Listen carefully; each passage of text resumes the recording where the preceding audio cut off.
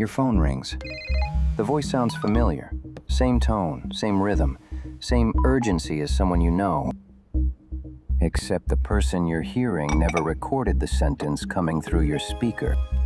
And the most important thing AI changed may not even be how convincing that voice sounds. The disturbing part isn't that the voice is perfect. It's that perfect may not matter. A familiar voice has always carried a useful shortcut. You hear someone, recognize the pattern, and quietly link the sound to the person. Not absolute proof, but usually enough to think, yes, that's them. Voice synthesis weakens that shortcut. Modern systems can reproduce characteristics of recorded speech and generate new speech with similar vocal qualities. The person never has to record the new sentence. A voice that felt tied to one person can now be reproduced as a signal. A copied voice is not a copied person. Humans keep confusing the two. And if your identity check is simply, "That sounds like them," you now have a problem. But here's where this gets more interesting. A scam call doesn't succeed because a waveform wins an audio forensics competition. We process the whole situation. Who seems to be calling? Does the story fit? Why now? And how quickly am I being pushed to react?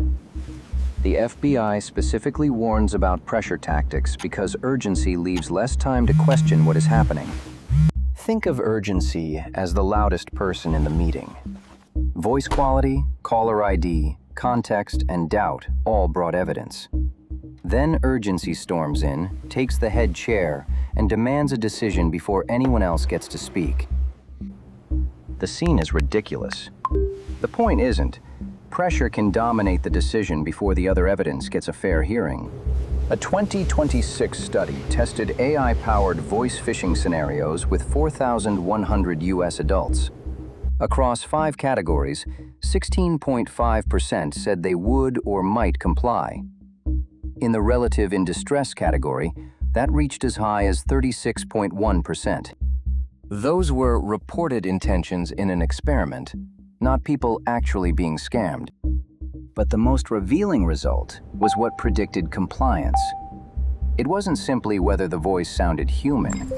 The strongest predictor was how persuasive the caller seemed. So the fake voice doesn't have to win a voice acting award. It has to make the situation believable.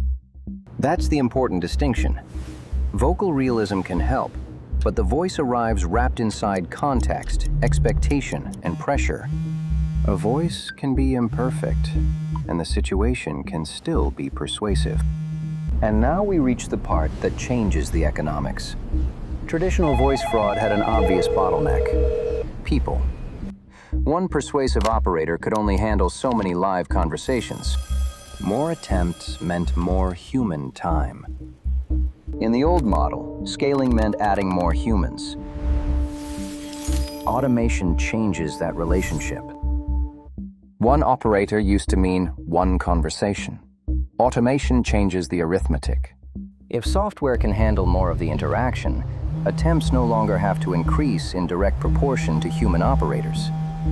The researchers found that, under their assumptions, several AI-powered systems could become economically viable where human-operated calls at US wage levels were not.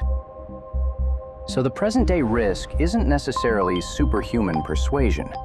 It's that persuasion can become cheaper to reproduce. And this isn't just a future possibility.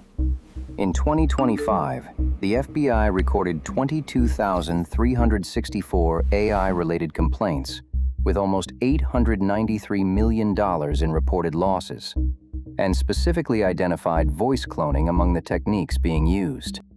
That money covers AI-related complaints broadly, not voice cloning alone, but synthetic media is already part of real-world fraud.